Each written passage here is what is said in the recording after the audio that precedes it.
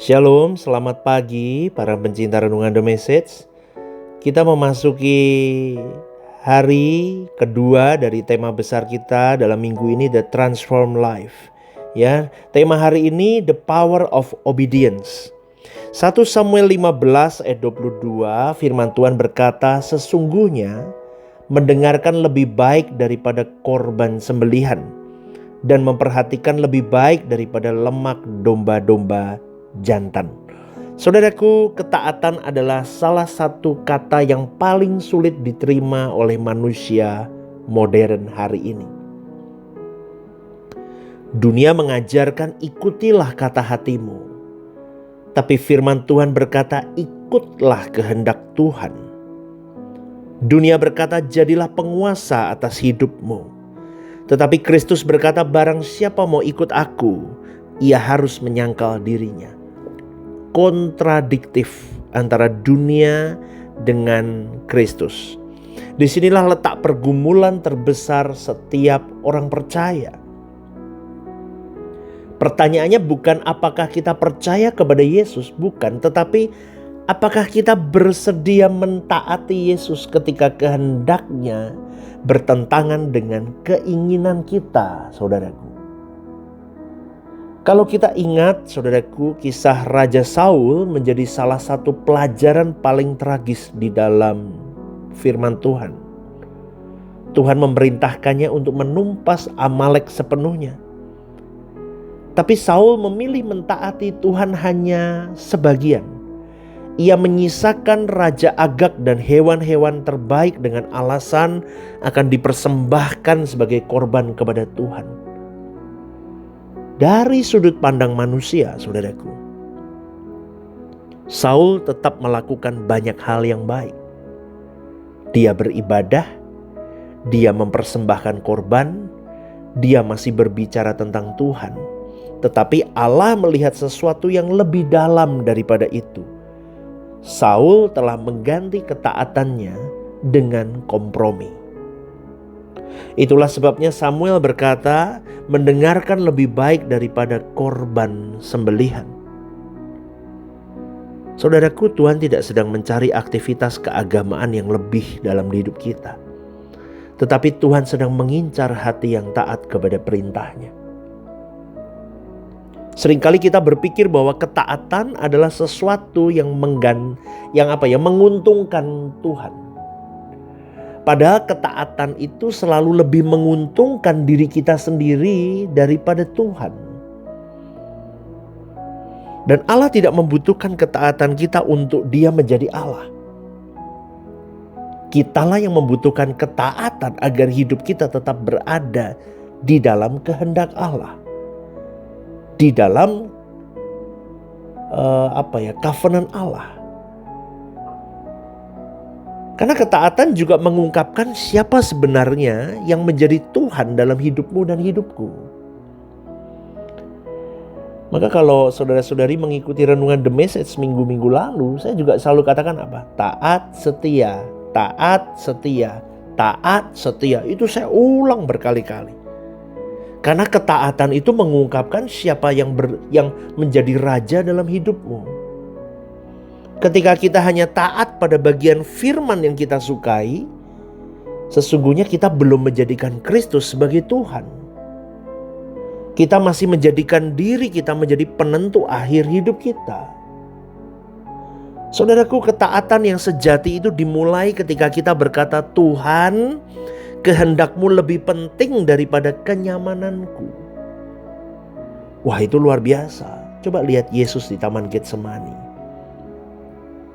Secara manusia dia bergumul menghadapi salib itu. Tapi dia berdoa dalam Lukas 22:42, dia katakan bukan kehendakku melainkan kehendakmu lah yang jadi. Di situ Yesus menunjukkan bahwa ketaatan bukan berarti tidak ada pergumulan. Amin, saudaraku. Ketaatan seringkali lahir di tengah pergumulan. Justru ketika kita tetap memilih kehendak Allah di atas keinginan, kepentingan pribadi kita, maka karakter Kristus sedang dibentuk di dalam ketaatan kita melalui apa yang kita perjuangkan di dalam diri kita. Semoga Anda memahami kalimat saya ini.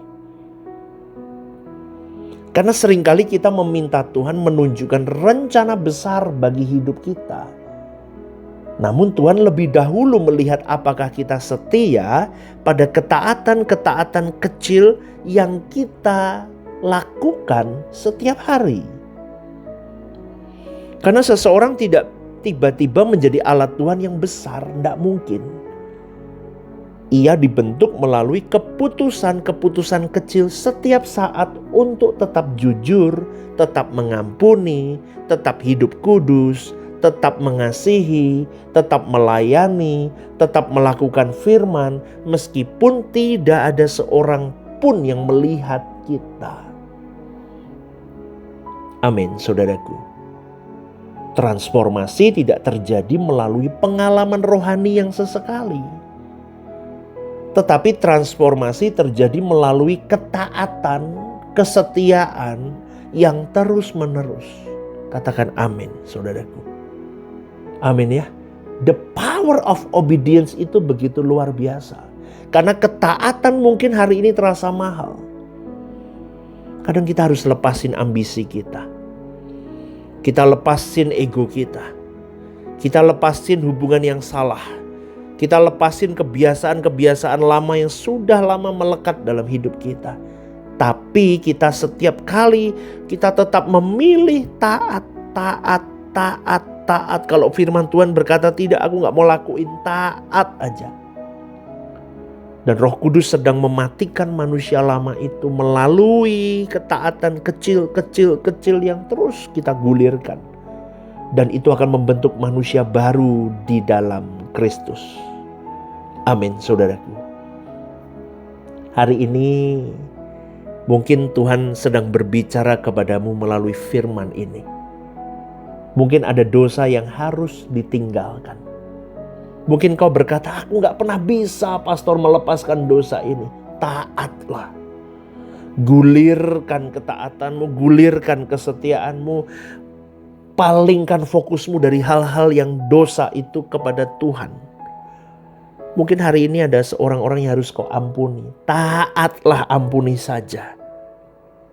Gak bisa pastor ngenakin dia dong kalau aku ngampunin. Gak perlu dia. Gak usah mikirin dia enak gak enak. Yang penting kau taat dan setia. Katakan amin. Ampuni saja. Kenapa kau sulit? Tuhan Yesus tidak bertanya kau, enak aja aku ngampuni Stephen Lim. Dia ini ngelayanin aku gak bener gini-gini. Kan enggak, saudaraku. Yesus memberi contoh kepada kita. Ampuni saja, selesai. Yang lain urusan Tuhan sama pribadi orang itu. Mungkin hari ini melalui firman ini Tuhan mengajakmu untuk mungkin ada langkah pelayanan yang harus diambil. Jangan tunda, saudaraku. Layani saja. Amin, saudaraku. Nanti ini, nanti itu, kerjaanku gimana, kesehatanku, waktuku, jalan-jalanku. Ini aku gak bisa bebas karena pelayanan di penjara, ini dan itu. Layani saja, kata Tuhan. Hari ini mungkin Tuhan berbicara kepadamu, saudaraku, melalui renungan ini.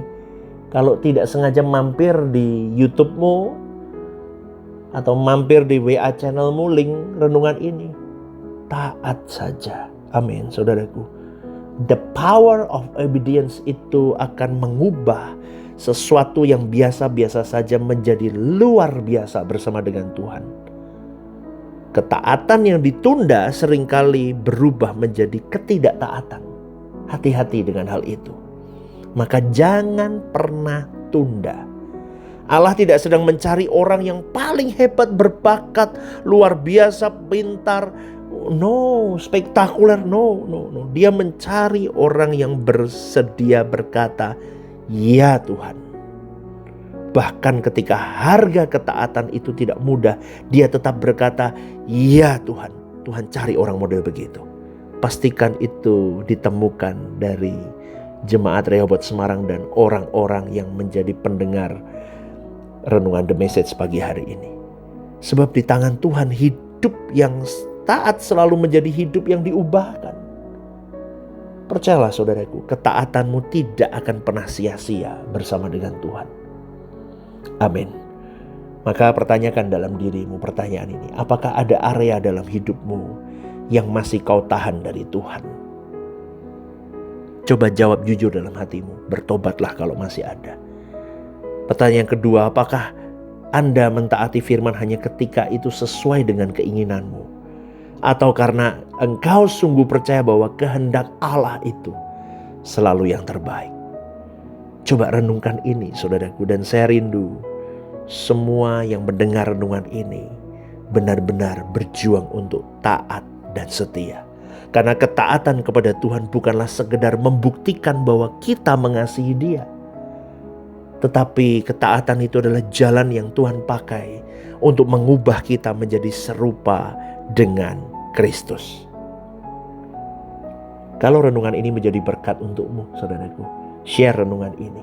Bagikan kepada orang-orang yang kau cintai, supaya mereka dimenangkan oleh Tuhan. Sekali lagi, berjuanglah bersama dengan saya. The power of obedience ini akan mengubah hidupmu dan hidupku.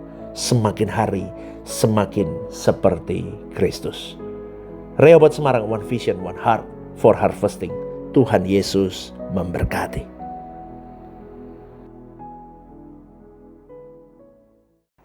Shalom, saudaraku yang terkasih di dalam Tuhan.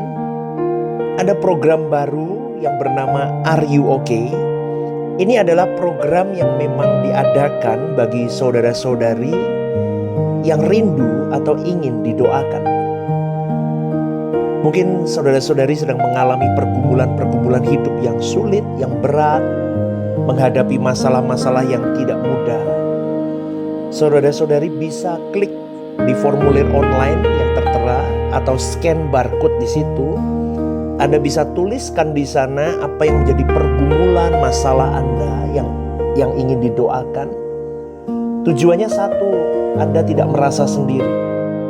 Saya sendiri akan mendoakan beserta tim yang akan menangani ini. Saya akan mendoakan di dalam mesbah-mesbah doa kami.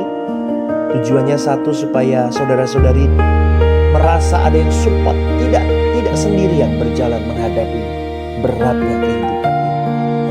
Ini kerinduan saya, kita berbagi kasih secara nyata, dan kiranya program baru ini bisa menjadi berkat untuk kita semua. Tuhan Yesus memberkati.